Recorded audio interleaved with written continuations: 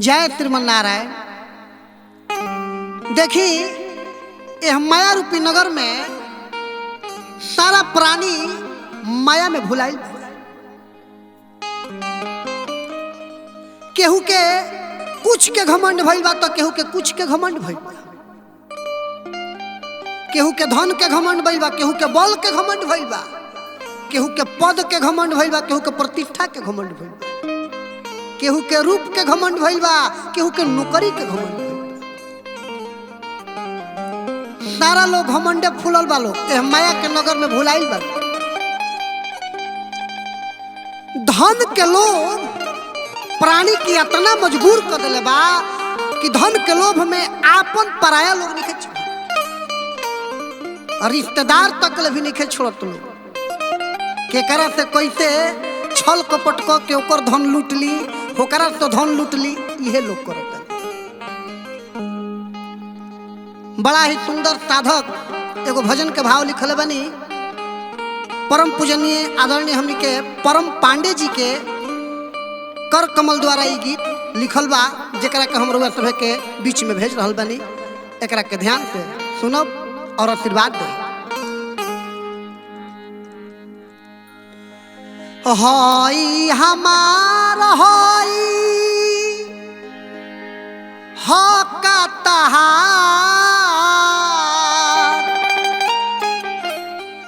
एही में बाटी गईल आजू के संस्कार।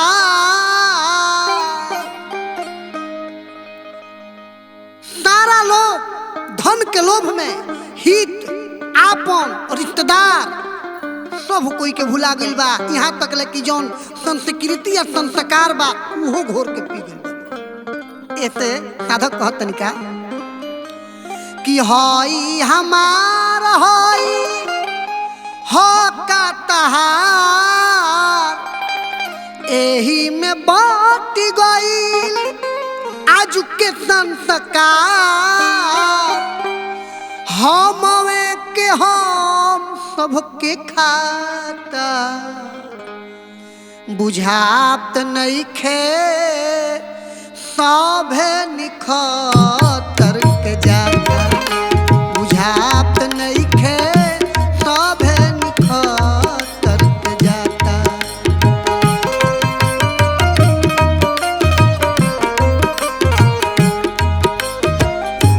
हई हमार हई हका तोहार,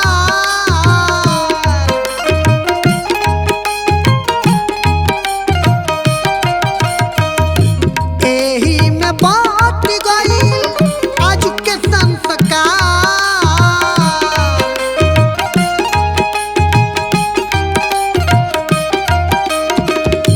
हमवे के हम सबके खाता, बुझात नइखे सभे निखतर के जाता।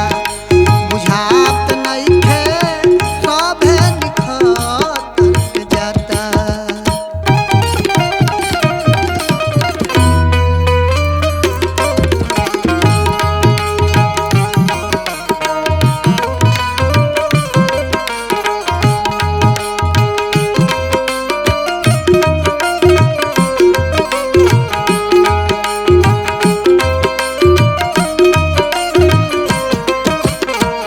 बड़ा ही सुंदर साधक के भाव बा। केहू के केहू पर विश्वास नहीं खे, सब एक दूसरे के फेरा में लागल बा घात करे के। यही से साधक कहत तनिका केहू के केहू पर नहीं खे विश्वास हो, सब एक दूसरे से कइल चाहे घात हो।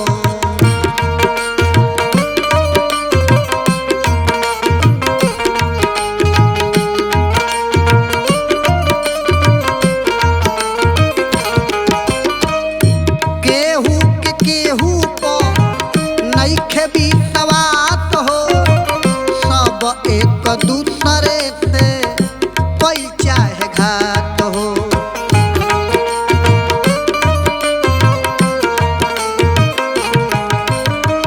एक ही गानवा के दुई भाग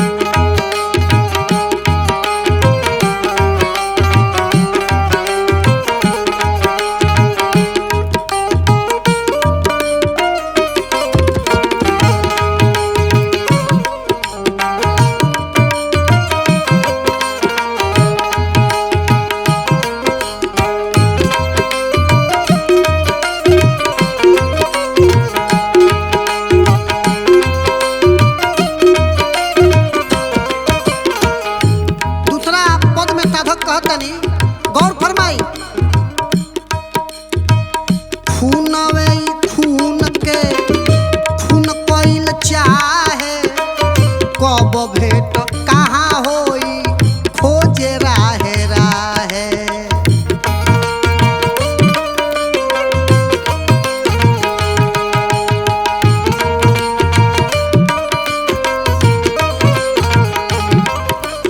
कलयुग का बात पर सवाल बा, आपन नइखे चिन्हा।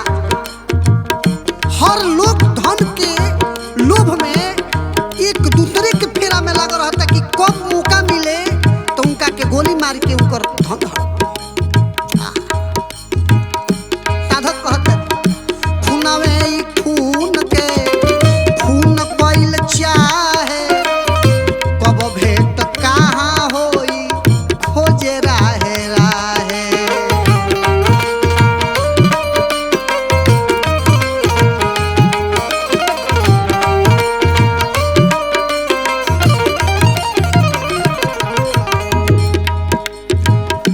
केहू न गलती अपना के माने,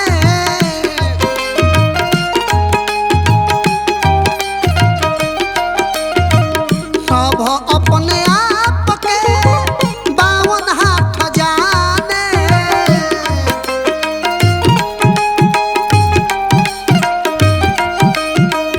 एही ते धर्म ना बटोराता, बुझात नइखे सभे निखतर के जाता।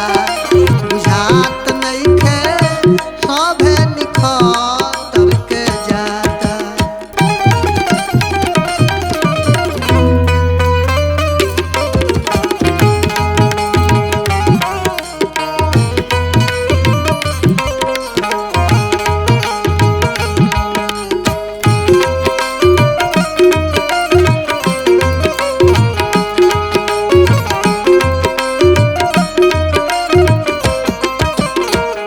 गीत के अंतिम पद में साधक के भाव बा, गौर से ध्यान दे। मन बा मलिन माया के बाजार में, केहू नइखे धइल चाहत नाता ओ हयार पे।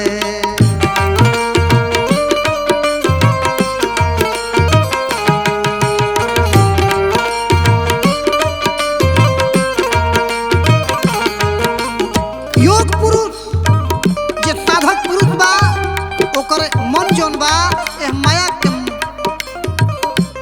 नगर में भ्रमण